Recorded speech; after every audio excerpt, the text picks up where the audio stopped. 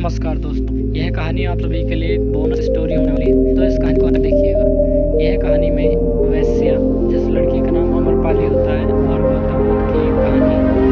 इस कहानी को देखने के बाद आप सभी को समझ में आएगा। तब हम सभी को शांत रहने के लिए क्यों कहते हैं। वीडियो को लाइक करने के साथ साथ चैनल को सब्सक्राइब कर दीजिएगा। चलिए इस वीडियो को हम शुरू करते हैं। अमरपाली बुद्ध काल में एक वैशाली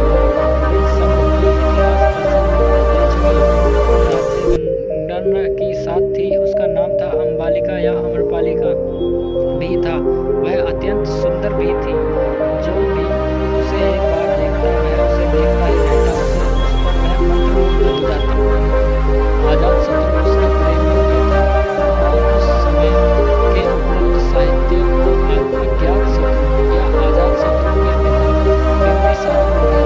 बुद्ध से उसका परमार्थी बनाया गया और अमरपालिका को लेकर भारतीय भाषाओं में लेकर उसे काव्य, नाटक या उपन्यास भी लिखे गए उसके बारे में। एक बार की बात है, महात्मा बुद्ध अपने शिष्यों के साथ घूमने के लिए वैशाली नगर में पहुंचे। वैशाली को उस समय 16 महाजनपदों में एक महत्वपूर्ण जनपद माना जाता था, जिसकी ख्याति दूर दूर तक फैली हुई थी।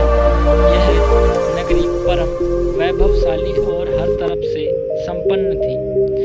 महात्मा बुद्ध के आने की बात पूरे नगर में फैलते हुए देर न लगी, जिससे वह पता चलता है कि तभी उनमें मिलने पहुंच जाता है और उनसे उपदेश सुनकर खुद को भाग्यशाली समझता है। बुद्ध का चरित्र ही ऐसा प्रभावशाली है कि उनसे सभी लोग प्रभावित हुए बिना ही कोई नहीं रह सका।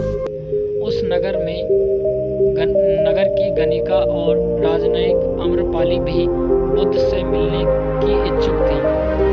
वह खुद महात्मा बुद्ध के पास चलकर आई और उन्हें अपने घर पर भोजन के लिए आमंत्रित किया। उसने इतने सरल और प्रेम भाव से बुद्ध से विनती की कि बुद्ध मना नहीं कर सकते।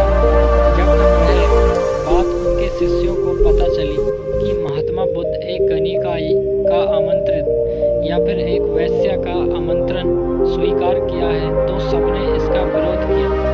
महात्मा बुद्ध ने बड़ी सरलता से अपने शिष्यों से कहा, मैंने तो उसकी प्रेम भावना देखी।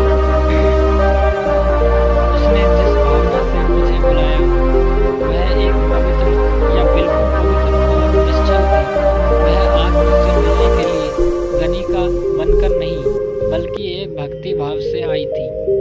फिर भला मैं उसका आमंत्रण स्वीकार नहीं करता, यह कौन सी बात हो जाती है। वह चाहे एक वैश्या या फिर कोई सन्यासी, यथा समय बुद्ध अमरपाली के घर पहुंचने के लिए वह पहले से ही भोजन की सारी व्यवस्था करके भगवान बुद्ध के आने की राह देख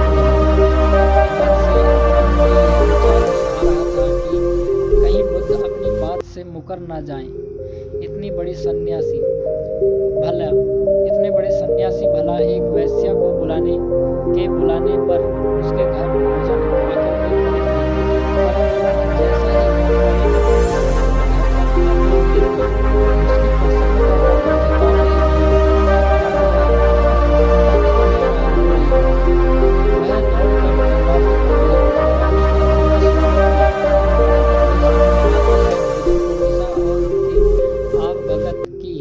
महात्मा बुद्ध के शिष्यों ने जो उनके साथ आए थे, जब एक वैश्या को उनके अपने कदमों में खुद सम्राट बिंबिसार को लेकर